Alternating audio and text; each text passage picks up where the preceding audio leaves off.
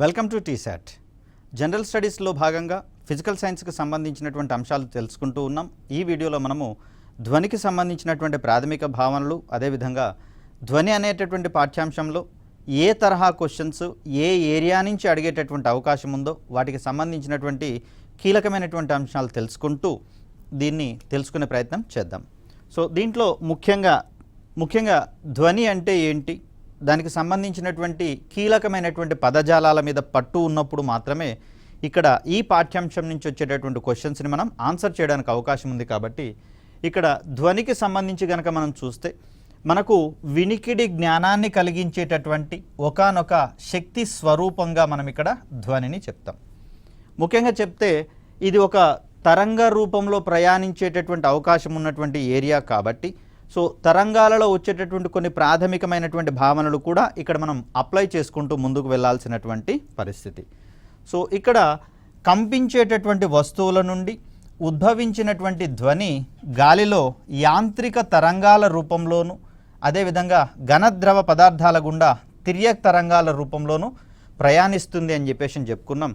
ఇక్కడ అఫ్కోర్స్ తిర్యక్ తరంగాలు అనేవి కూడా యాంత్రిక తరంగాలే కాబట్టి గాలిలో ఇవి అనుదైర్ఘ్య తరంగాల రూపంలో ప్రయాణిస్తాయి అని మాట్లాడదాం. సో గాలిలో అయితేనేమో అనుదైర్ఘ్య తరంగాల రూపంలో ప్రయాణిస్తూ ఉంటే ఘన ద్రవ పదార్థాల గుండా తిర్యక్ తరంగాల రూపంలో ధ్వని ప్రయాణిస్తుందని చెప్పేసి అంటాం. మోరోవర్ ఇక్కడ ధ్వని అనేది యాంత్రిక తరంగంగా మనం చెప్తున్నాం. ధ్వని అనేది యాంత్రిక తరంగము అనగా ఇది శూన్యం గుండా ప్రయాణింపజాలదు అనేది ఇక్కడ మనం గుర్తుంచుకోవాలి. సో దీనికి సంబంధించి మరికొన్ని అంశాలు చూస్తే ధ్వని ప్రయాణించడానికి యానకం అవసరమని గంటజాడి ప్రయోగం ద్వారా రుజువు చేసినటువంటి వ్యక్తిగా రాబర్ట్ బాయిల్ అనేటటువంటి వ్యక్తి మనకు కనిపిస్తూ ఉంటాడు. సో తను ఒక గంటజాడి లాంటి పరికరాన్ని తీసుకొని దాంట్లో ఒక ఎలక్ట్రిక్ బెల్లుని అమర్చి ఆ జాడీలో ఉన్నటువంటి గాలిని మొత్తం తీసివేస్తూ ఆ ధ్వని ఎంత మేరకు వినపడుతుంది అనేటటువంటి కోణంలో ప్రయోగం చేయడం జరిగింది. జాడీలోని గాలిని పూర్తిగా తొలగించిన తర్వాత ఎలక్ట్రిక్ బెల్ మోగడం కనిపిస్తోంది, కానీ దాని యొక్క శబ్దం వినిపించట్లేదని నిర్ధారించుకున్నాడు. కాబట్టి దాని ఆధారంగా ధ్వని ప్రయాణించడానికి యానకం ఖచ్చితంగా అవసరమని, కాబట్టి ధ్వని అనేది ఒక యాంత్రిక తరంగ స్వభావాన్ని కలిగి ఉన్నటువంటి తరంగంగా చెప్పడం అనేది జరిగింది. పై ప్రయోగం వల్ల ధ్వని తరంగాలు యాంత్రిక తరంగాలుగా రుజువు చేయడం అనేది జరిగింది. దీనికి సంబంధించినటువంటి ప్రయోగంగా గంటజాడి ప్రయోగాన్ని చెప్తాం. ఈ ప్రయోగాన్ని నిర్వహించినటువంటి వ్యక్తిగా రాబర్ట్ బాయిల్ని మనం పేర్కొంటాము. సో దీని తర్వాత మనం మాట్లాడుకోవాల్సినటువంటిది ప్రతిధ్వని. దీన్నే మనం ఎకో అనేటటువంటి పేరుతోటి పిలుస్తాం. ఏదైనా జనకం నుండి వెలువడి ముందుకు ప్రయాణిస్తున్నటువంటి ధ్వని ప్రయాణ మార్గంలో ఏదైనా అడ్డుతలానికి తగిలి వెనుకకు మరలినప్పుడు ఏర్పడేటటువంటి దాన్ని ప్రతిధ్వనిగా మనం చెప్తాం. ఫర్ ఎగ్జాంపుల్ ఇక్కడ ఒక అడ్డుతలం ఉందనుకుందాం. సో ఇక్కడ ఒక మనిషి నిలబడి ఉన్నాడని చెప్పేసి అనుకుందాం. సో తన నుండి వెలువడినటువంటి ధ్వని తరంగం ఏదైతే ఉందో ఇది అడ్డుతలానికి తగిలిన తర్వాత వెనక్కి మరలిన తర్వాత తనకు ఎకోగా వినపడేటటువంటి అవకాశం ఉంది. అంటే ఈ ధ్వనిని ప్రొడ్యూస్ చేయడమే కాకుండా దాని యొక్క ప్రతిధ్వనిని కూడా వినేటటువంటి అవకాశం అనేది ఇక్కడ మనకు కనిపిస్తూ ఉంది. సో ప్రతిధ్వనికి సంబంధించినటువంటి కొన్ని అంశాలు కనుక మనం గమనిస్తే, ఒక పరిశీలకుడు ప్రతిధ్వనిని స్పష్టంగా వినాలి అంటే ధ్వనికి ప్రతిధ్వనికి మధ్య కనీస కాల వ్యవధి 1/10 సెకండ్ల పాటు ఉండాల్సి ఉంటుంది. అంటే ఒక శబ్దం వెలువడిన తర్వాత 1/10 సెకండ్ల తర్వాత ఆ ప్రతిధ్వని గనక చెవిని చేరినట్లయితే ఆ శబ్దం యొక్క డిఫరెన్స్ని పరిశీలకుడు ఖచ్చితంగా వినేందుకు అవకాశం ఉంటుంది. అలా కాకుండా ధ్వని వెలువడిన తర్వాత ప్రతిధ్వని 1/10 సెకండ్ల కాలం లోపలనే గనక తన యొక్క చెవిని చేరినట్లయితే అక్కడ ప్రతిధ్వనిని తను గుర్తించేటటువంటి అవకాశం ఉండదు. ఇక్కడ ధ్వని జనకానికి మరియు పరావర్తన స్థానానికి మధ్య కనీస దూరం అనేది 16.5 మీటర్లు ఉండాల్సినటువంటి అవసరం ఉంది. సో ఇక్కడ చూడండి, స్టేట్మెంట్ రిలేటెడ్ క్వశ్చన్స్ని కనుక మనం ఎక్స్పెక్ట్ చేసే కోణంలో అండర్లైన్ చేసినటువంటి పదాలు ఏవైతే ఉన్నాయో ఈ పదాలు కీలకమైనటువంటి పదాలు కాబట్టి వీటిని మార్చడం ద్వారా స్టేట్మెంట్ వ్యాలిడా కాదనేటటువంటి కోణంలో మనం నిర్ధారించుకోవాల్సి వస్తుంది. సో 1/10 సెకండ్ల కన్నా వేరే ఏ నెంబర్ ఉన్నా కూడా అక్కడ అది స్టేట్మెంట్ ఇన్వాలిడ్ అయ్యేందుకు అవకాశం ఉంది. సెకండ్ స్టేట్మెంట్లో 16.5 మీటర్లు కాకుండా ఇక్కడ ఒకవేళ 16.5 నెంబర్ కనిపించి ప్రమాణాలలో మీటర్ లేకపోయినా లేదా మీటర్లు యాజ్ ఇట్ ఈస్గా ఉండి నెంబర్ వేరేది ఉన్నా కూడా స్టేట్మెంట్ అనేది ఇన్వాలిడ్ అవుతుంది. మరి మిగతా వాటిలలో దేనైనా మార్చడానికి అవకాశం ఉందా అంటే పెద్దగా లేదు. స్టేట్మెంట్ రిలేటెడ్ క్వశ్చన్స్లలో ఏ పదం అయితే కీలకంగా ఉంటుందో ఆ పదం మీద మాత్రమే దృష్టి సారించి దాన్ని మార్చేటటువంటి ప్రయత్నం చేస్తారు. అలా స్టేట్మెంట్స్ వ్యాలిడా ఇన్వాలిడ్ అనేటటువంటి కోణంలో మనం ఒక నిర్ధారణకు వచ్చిన తర్వాత దాన్ని ఆన్సర్ చేయాల్సి ఉంటుంది. సో ఈ క్రమంలో కనీస కాల వ్యవధి 1/10 సెకండ్లు అంటాం. అదేవిధంగా కనిష్ట దూరం లేదా కనీస దూరాన్ని 16.5 మీటర్లుగా చూస్తాం. అంటే ధ్వని వెలువడిన తర్వాత ప్రతిధ్వనిని స్పష్టంగా వినాలి అంటే అక్కడ పరావర్తన తలానికి మరియు పరిశీలకునికి మధ్య ఉండాల్సినటువంటి కనీస దూరంగా 16.5 మీటర్లను పేర్కొంటూ ఉంటాం. ఇక దీని తర్వాత చూస్తే ధ్వని పరావర్తనం ఆధారంగా కొన్ని యాక్టివిటీస్ని మనం పెర్ఫామ్ చేసేటటువంటి అవకాశం ఉంది. పర్వతాలు కావచ్చు, వివిధ బహుళ అంతస్తుల భవనాల మధ్య ఉన్నటువంటి దూరాన్ని మనం ఖచ్చితంగా కనుక్కోవడానికి అవకాశం ఉంది. ఇది ఏంటంటే గాలిలో ధ్వని వేగము ఎంత అనే దాన్ని బట్టి, అదేవిధంగా ప్రతిధ్వని ఎంత సమయంలో వెనకకు వచ్చిందనేటటువంటి కోణంలో దీన్ని గణించేటటువంటి అవకాశం ఉంది. గాలిలో ధ్వని వేగం అనేది 330 మీటర్స్ పర్ సెకండ్గా చెప్తారు. సో ఆ క్రమంలో ఇది v అవుతుంది. ఇక్కడ మనకు ఎకో ఎంతసేపట్లో వచ్చిందో టైంని గణించిన తర్వాత మనకు d = v/t అనేటటువంటి ఫార్ములా ఆధారంగా ఆ రెండు పర్వతాల మధ్య కావచ్చు, బహుళంతస్తుల భవనాల మధ్య కావచ్చు దూరాన్ని కనుక్కునేటటువంటి ప్రయత్నం చేస్తాం. యాక్చువల్గా దూరాన్ని కనుక్కోవడానికి అనేకమైనటువంటి ఉపకరణాలు ఉన్నాయి. స్కేల్ కావచ్చు, అదేవిధంగా టేప్ లాంటివి మనకి ఇక్కడ ఉన్నాయి. కానీ వాటి ద్వారా కొలిసినప్పుడు అంతకు మించినటువంటి దూరాలు కనుక ఉంటే ఈ సూత్రం ఆధారంగా ఆ మధ్య దూరాన్ని కనుక్కునే ప్రయత్నం చేస్తారు. అదేవిధంగా బావులు, గనుల వంటి వాటి లోతును కనుక్కోవచ్చు. అంటే ధ్వని ప్రొడ్యూస్ కావడము, ప్రతిధ్వని వినడము, ఈ రెండింటి యొక్క అంశాల ఆధారంగా వీటి యొక్క లోతును కనుక్కోవచ్చు. సముద్రాల లోతును కనుగొనడంతో పాటుగా సముద్రాలలో మునిగిపోయినటువంటి పడవలు, ఓడలు మొదలైనటువంటి వాటి యొక్క ఉనికిని కనుక్కునేటటువంటి ప్రయత్నం చేయవచ్చు. మరి ఈ ప్రక్రియనే మనము సోనార్ అనేటటువంటి టెక్నాలజీగా మనం చెప్తాం. దీన్నే మనం సౌండ్ నావిగేషన్ అండ్ రేంజింగ్గా మనం చెప్తాం. Sound navigation and ranging, sonar. So దీంట్లో ఒక శబ్దాన్ని సముద్రం యొక్క ఉపరితలం నుంచి సముద్రం లోపలికి విడుదల చేయడం అనేది జరుగుతుంది. సముద్ర తలాన్ని తాకిన తర్వాత ప్రతిధ్వని వెనక్కి మల్లుతుంది కదా, ఆ సందర్భంలో అది ఎంతసేపట్లో వెనుకకు వచ్చింది, సముద్రపు నీటిలో ధ్వనివేగం ఎంతుంది, ఈ రెండు అంశాల ఆధారంగా ఆ సముద్రాల యొక్క అడుగు భాగం ఎంత దూరంలో ఉందనేది తెలుసుకోవచ్చు. తద్వారా అక్కడ మునిగిపోయినటువంటి పడవలు కావచ్చు, ఓడలు కావచ్చు, సబ్మెరైన్స్ కావచ్చు, వాటి యొక్క ఐడెంటిటీని కనుక్కునే ప్రయత్నం చేస్తాం. సో ఇక్కడ పరావర్తనానికి సంబంధించినటువంటి మరొక కోణం ఏంటి అంటే బహుళ పరావర్తనం. అంటే ఒక మాధ్యమంలో ధ్వని తరంగాలు ఒకటి కంటే ఎక్కువ సార్లు పరావర్తనం చెందేటటువంటి ధర్మాన్ని మనం బహుళ పరావర్తనం అంటాం. స్టెథోస్కోప్ లాంటి వాటిలలో ధ్వని యొక్క బహుళ పరావర్తనం కనిపిస్తుంది. కాబట్టి ఈ క్రింది వానిలో బహుళ పరావర్తనం ధర్మం ఆధారంగా పనిచేసేటటువంటి వస్తువులు ఏవి లేదా కానివేవి అనేటటువంటి కోణంలో క్వశ్చన్ ఎక్స్పెక్ట్ చేయవచ్చు. పరావర్తన తలాల మధ్య ధ్వని అనేక మార్లు పరావర్తనం చెందడాన్ని బహుళ పరావర్తనంగా చెప్తాం. సో ఏ పరికరాలలో బహుళ పరావర్తనం ఏర్పడుతుందనే కోణంలో క్వశ్చన్స్ని ఎక్స్పెక్ట్ చేయవచ్చు. మరి ఈ కోణంలో చూస్తే మెగాఫోన్ కావచ్చు, స్టెథోస్కోప్, ఈ రెండు ఉపకరణాలలో ఈ ధ్వని యొక్క బహుళ పరావర్తన ధర్మం అనేది మనకు ఉపయోగపడుతుంది. ఇక్కడ బహుళ పరావర్తనం అనే పేరు వచ్చింది కాబట్టి ఇంకొక ఎగ్జాంపుల్ కూడా ఇచ్చే ప్రయత్నం చేద్దాం. వాస్తవానికి ఇది కాంతి అనేటటువంటి పాఠంలో వస్తుంది, కానీ ఇక్కడ మనం దాన్ని కాస్త చెప్పుకోవాల్సి వస్తుంది. ఓఎఫ్సీస్, ఆప్టికల్ ఫైబర్ కేబుల్స్ లేదా దృశ్య తంతువులు అంటాం. సమాచార ప్రసారాలు కావచ్చు, బ్రాడ్బ్యాండ్ కనెక్టివిటీ కావచ్చు, కేబుల్ ప్రసారాలు కావచ్చు, అత్యధిక నాణ్యతతో అందించడానికి ఇటీవల కాలంలో ఓఎఫ్సీలను ఎక్కువగా వాడుతున్నాం.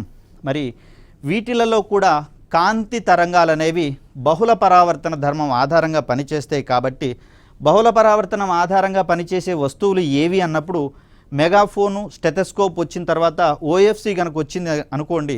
మరి ఈ సందర్భంలో రెండు పేర్లు మాత్రమే మనం చెప్పుకున్నాం, ఓఎఫ్సీ చెప్పుకోలేదు. కాబట్టి అది కాదు అని పొరపాటు పడేందుకు అవకాశం ఉంటుంది. ఓఎఫ్సీలో కూడా బహుళ పరావర్తనం కనిపిస్తుంది.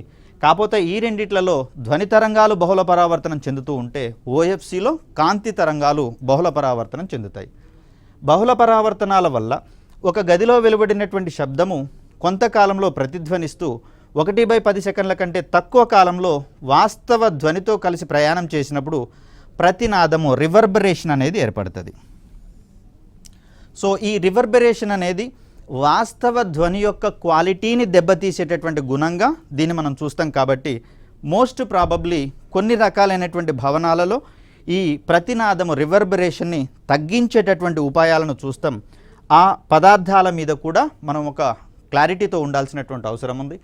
ప్రతినాదం వల్ల వాస్తవ ధ్వని యొక్క నాణ్యత దెబ్బతినేటటువంటి అవకాశం ఉంది. ఈ పరిస్థితి ఎక్కడొస్తుంది అంటే సినిమా హాళ్ళల్లో కావచ్చు, అదేవిధంగా మ్యూజిక్ కన్సర్ట్స్ ఏర్పాటు చేసినటువంటి సందర్భంలో ఆ యాక్చువల్ ధ్వని ప్రతినాదం వల్ల ఏమవుతుందంటే ఒరిజినల్ మ్యూజిక్ యొక్క ఫీల్ గుడ్ ఎక్స్పీరియన్స్ మనం చేయలేం. కాబట్టి సో ఆ సందర్భంలో ఇలాంటి పరిస్థితులలో ఏం చేయాల్సి వస్తుంది, రికార్డింగ్ స్టూడియోలు కావచ్చు, సినిమా హాళ్ళకు సంబంధించిన గోడలు పైకప్పులను ధ్వని శోషకాలతో కప్పి ఉంచేటటువంటి ప్రయత్నం చేస్తారు. సో ఇది ఒక అప్లికేషన్ తరహా క్వశ్చన్ కాబట్టి ఇక్కడ కూడా మనకు అసర్షన్ మరియు రీజనింగ్ టైప్ క్వశ్చన్స్ పడేందుకు అవకాశం ఉంది. సో సినిమా హాళ్ళ గోడలను థర్మాకోల్తో కప్పి ఉంచుతారనేది అసర్షన్ కాగా, థర్మాకోల్ అనేది ధ్వని శోషకంగా పనిచేస్తుందనేది రీజన్గా ఇచ్చినట్లయితే దాన్ని ఏఆర్ టైప్ క్వశ్చన్స్గా ఫ్రేమ్ చేసేటటువంటి అవకాశం ఉన్న సన్నివేశంగా మనం చూస్తాం.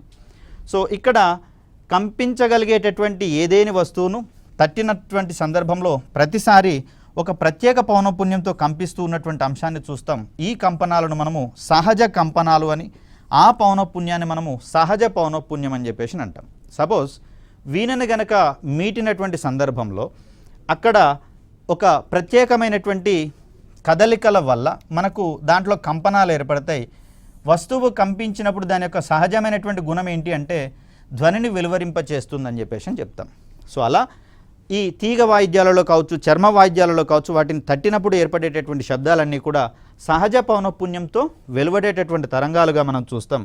మరి ఈ సందర్భంలో మనకు వస్తువు మీద బాహ్య బలాన్ని ప్రయోగించినప్పుడు లేదా ఇతర ఎక్స్టర్నల్ ఫోర్సెస్ వల్ల ప్రభావం వల్ల ఆ బలానికి అనుగుణమైనటువంటి పౌనఃపున్యంతో వస్తువు కంపించేటటువంటి సందర్భంలో, ఇంత క్రితం చెప్పినదేమో సహజమైనటువంటి ఫ్రీక్వెన్సీతో కంపించిందని చెప్పేసి అనుకున్నాం. ఇప్పుడు సహజ ఫ్రీక్వెన్సీ కంటే మించి కానీ లేకపోతే తగ్గి కానీ అక్కడ పౌనఃపున్యం కనుక ఉన్నట్లయితే అలాంటి సందర్భంలో ఆ కంపనాలను మనం బలాత్కృత కంపనాలుగా చెప్తాం. మరి వీటికి సంబంధించినటువంటి ఒక ప్రత్యేకమైనటువంటి సందర్భంగా మనకు రెజోనెన్స్ అనునాదం అనేది కనిపిస్తుంది. సో ఈ రెజోనెన్స్ యొక్క అప్లికేషన్స్ మీద కూడా మనకు క్వశ్చన్స్ పడేటటువంటి అవకాశం ఉంది. కాబట్టి దానికి సంబంధించినటువంటి అంశాన్ని ఒకసారి గమనించే ప్రయత్నం చేద్దాం. ఒకే సహజ పౌనఃపున్యం కలిగినటువంటి రెండు వస్తువులలో ఒకదానిని కంపింప చేసినప్పుడు దాని ప్రభావంతో రెండవది కూడా కంపిస్తే దాన్ని మనం అనునాదం అంటాం. వాస్తవానికి ఇక్కడ బలాన్ని దేని మీద అప్లై చేశామంటే మొదటి వస్తువు మీద అప్లై చేసినాము.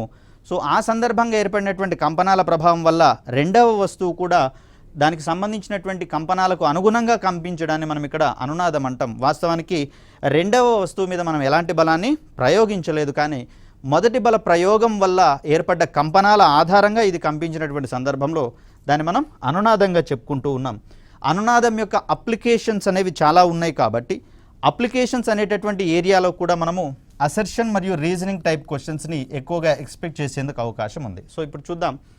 రోడ్ల మీద వాహనాలు ప్రయాణించేటటువంటి సందర్భంలో ఇళ్లలోని కిటికీలు మరియు తలుపులు కొట్టుకునేటటువంటి సందర్భాన్ని మనం గమనించవచ్చు, లేదా ఒక రకమైనటువంటి శబ్దాలను అవి చేయడాన్ని మనం ఇక్కడ గమనించవచ్చు.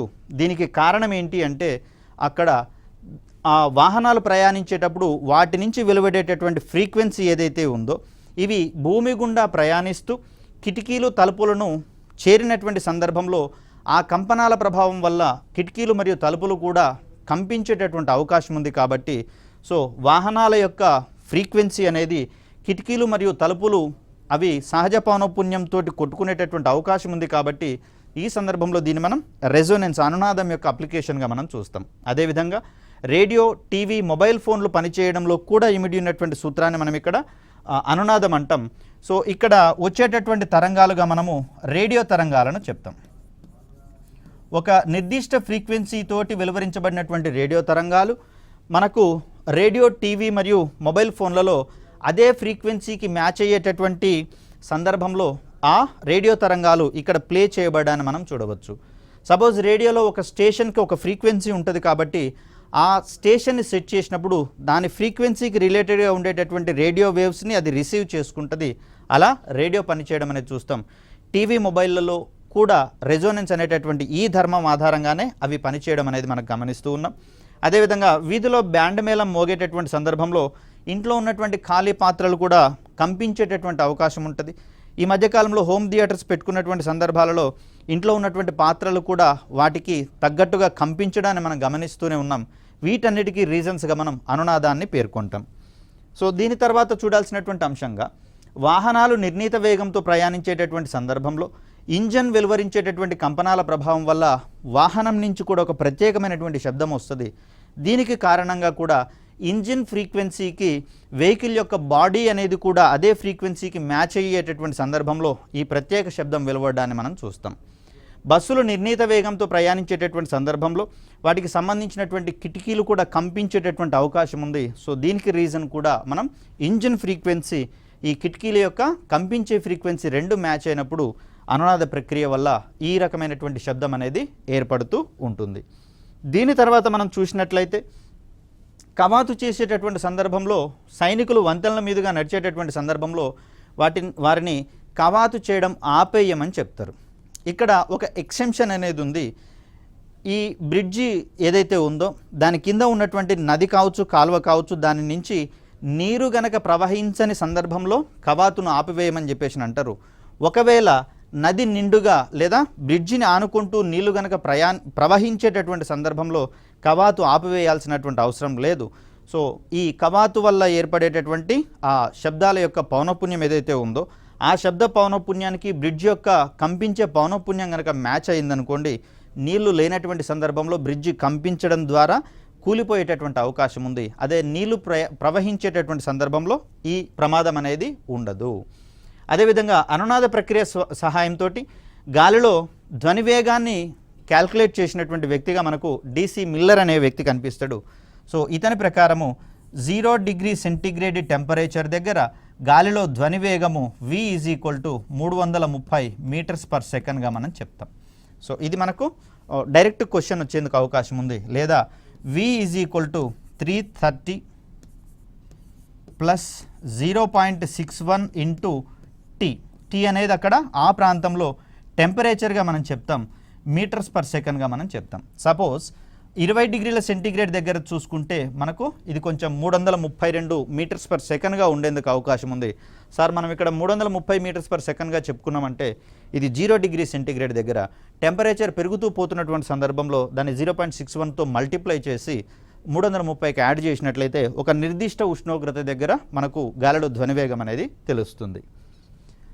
సో దీని తర్వాత ధ్వనివేగానికి సంబంధించి చూస్తే గాలిలో వేర్వేరు యానకాలలో ధ్వనివేగము వేర్వేరుగా ఉండేటటువంటి అవకాశం ఉంది.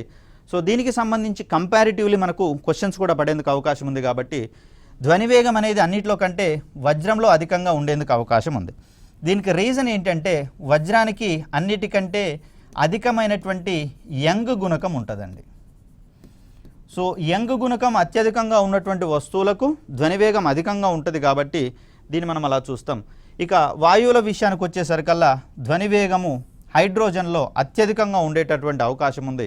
బట్ గాలిలో హైడ్రోజన్ వాయువు ఒక్కటే కాకుండా నీటి ఆవిరి, కార్బన్ డైఆక్సైడ్, నైట్రోజన్ ఇట్లాంటి వాయువులు కూడా ఉన్నాయి. కాబట్టి ఆ సందర్భంలో గాలిలో ధ్వనివేగం అనేది హైడ్రోజన్లో ఉన్నటువంటి వేగం కంటే తక్కువగా క్యాల్కులేట్ చేస్తాం. గాలి అనేది విభిన్న వాయువుల మిశ్రమం కాబట్టి. సో గాలిలో ధ్వనివేగానికి సంబంధించి మరి పరిశోధనలు చేసినటువంటి వ్యక్తులుగా DC మిల్లర్తో పాటుగా సర్ ఐజాక్ న్యూటన్ కూడా మనకు కనిపిస్తాడు. తన ప్రకారము V =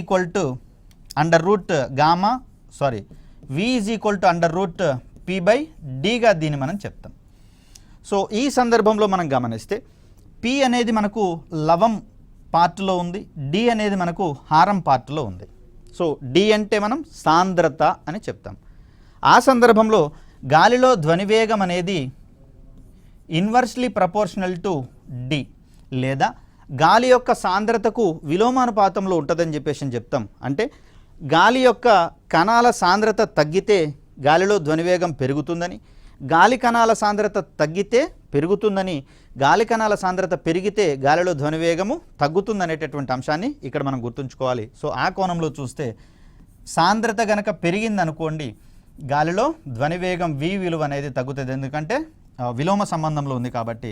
ఒకవేళ d విలువ గనక తగ్గిందనుకోండి ఆ సందర్భంలో గాలిలో ధ్వని వేగం అనేది పెరిగేటటువంటి అంశాలుగా మనం చూస్తాం.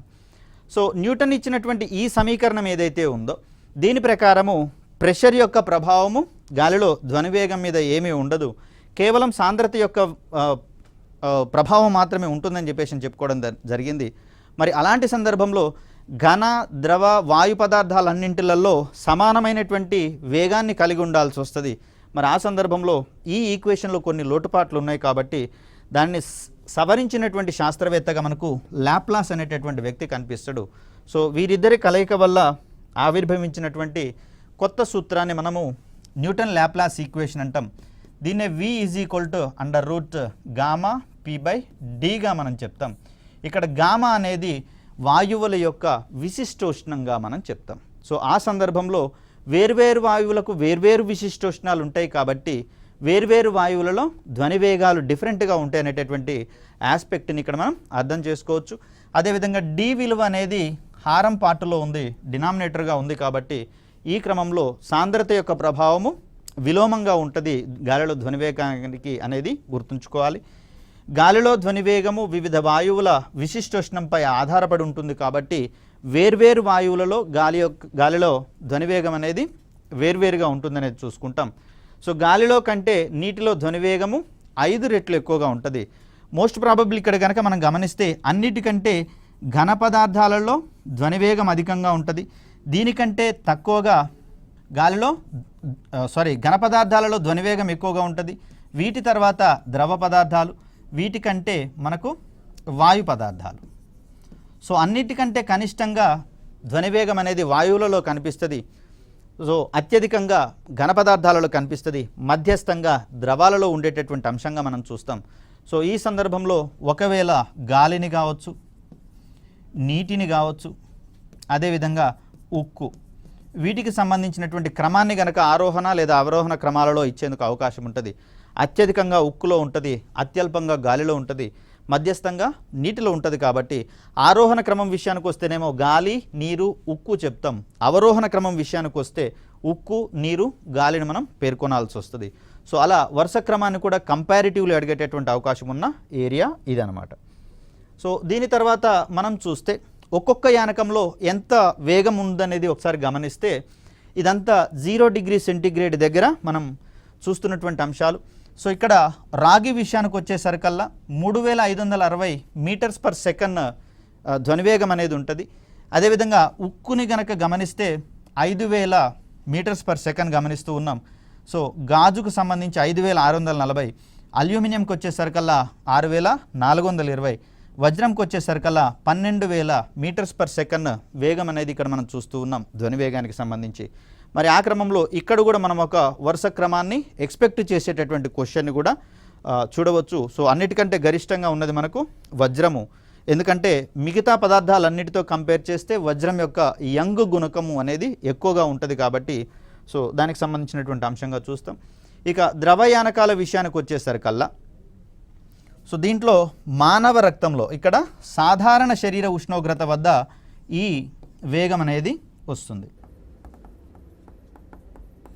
సో ఆల్కహాల్ విషయానికి వచ్చేసరికల్లా 1213 మీటర్స్ పర్ సెకండ్, పాదరసం విషయానికి వచ్చేసరికల్లా 1450, నీటి విషయానికి వచ్చేసరికల్లా 1493, సముద్రపు నీటి విషయానికి వచ్చేసరికల్లా 1533 మీటర్స్ పర్ సెకండ్. ఇంత క్రితం మనం మాట్లాడుకున్నాం సోనార్ అనేటటువంటి ప్రక్రియ ద్వారా.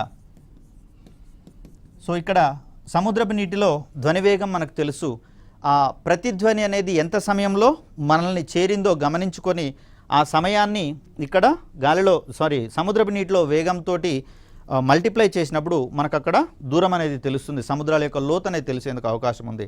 అదేవిధంగా మానవ రక్తంలో కనుక గమనిస్తే 1570 మీటర్స్ పర్ సెకండ్. ఈ కోణంలో మనకు ద్రవయానకాలలో అన్నిటికంటే కూడా మానవుని యొక్క రక్తంలోనే ధ్వనివేగం అనేది అత్యధికంగా కనిపిస్తూ ఉంది.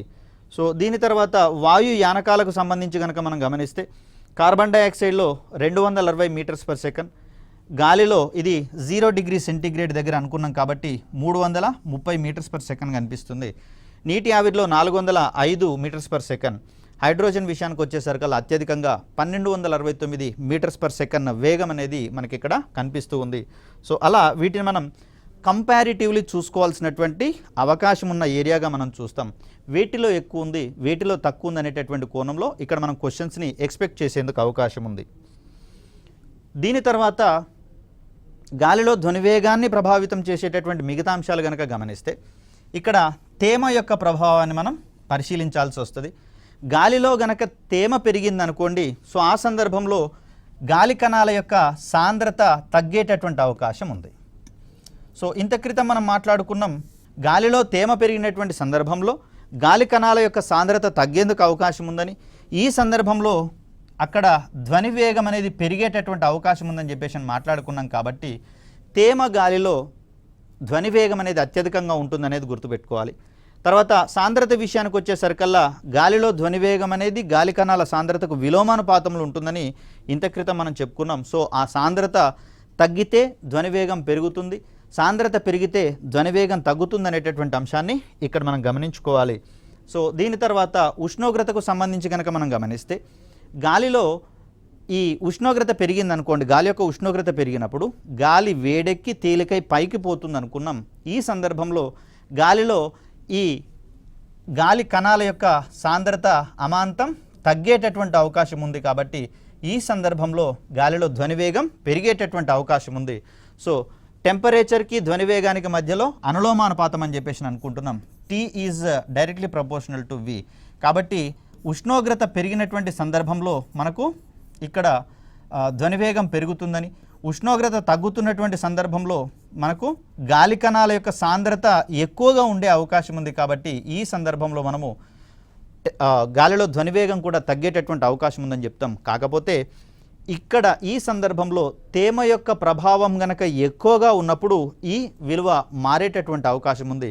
ఇక్కడ తేమ యొక్క ప్రభావం లేకుండానే ఉష్ణోగ్రత ప్రభావాల గురించి మాట్లాడుకుంటున్నాం కాబట్టి ఈ రకమైనటువంటి ఎక్స్ప్లెనేషన్గా మనం చెప్తాం. ఇక్కడ చూడండి, ఒక క్యాల్కులేషన్, ఉష్ణోగ్రత అనేది 1 డిగ్రీ సెంటీగ్రేడ్ పెరిగితే ఇక్కడ ధ్వనివేగం అనేది 0.61 మీటర్స్ పర్ సెకండ్ పెరిగేటటువంటి అవకాశం ఉన్నటువంటి అంశంగా మనం చూస్తూ ఉన్నాం. దీని తర్వాత మనం చెప్పుకోవాల్సింది పీడనానికి సంబంధించి. పీడనంలోని వ్యత్యాసాలకు గాలిలో ధ్వనివేగము ఏ విధమైనటువంటి మార్పులకు లోను కాదు. కాబట్టి ధ్వనివేగాన్ని ప్రభావితం చేసేటటువంటి అంశాల మీద ఒక క్లియర్ కట్ ఐడియా అనేది మనకు ఉండాల్సి వస్తుంది. సపోజ్ వేసవి కాలాన్ని శీతాకాలాన్ని కనుక మనం కంపేర్ చేస్తే, సో ఒకటే టెంపరేచర్ ఉన్నటువంటి క్రమంలో ఈ 2 రోజులలో ఏ రోజున మనకు ధ్వనివేగం ఎక్కువగా ఉంటుందనే కోణంలో కూడా కంపారిటివ్లీ క్వశ్చన్ అడగడం జరిగింది. ఫర్ సపోజ్ ఒక రోజున 30 డిగ్రీల సెంటీగ్రేడ్ వేసవిలో ఉంది, శీతాకాలంలో కూడా అదే టెంపరేచర్ నమోదైనటువంటి సందర్భంలో మరి ఇక్కడ వేసవి పరిస్థితులలో అయితేనేమో గాలిలో తేమ తక్కువగా ఉంటుంది, శీతాకాలం విషయానికి వచ్చేసరికి గాలిలో తేమ ఎక్కువగా ఉంటుంది. కాబట్టి మరి మనం ఇంత క్రితమే మాట్లాడుకున్నాం, వాయువులలో ధ్వనివేగం అనేది తక్కువ కంపేర్డ్ విత్ ద్రవాలలో.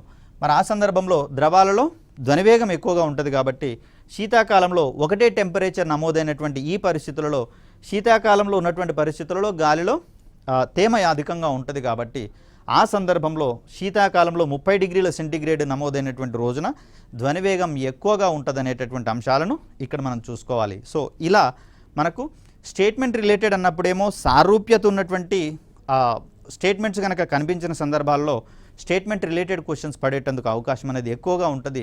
ఇక్కడ అందువల్ల,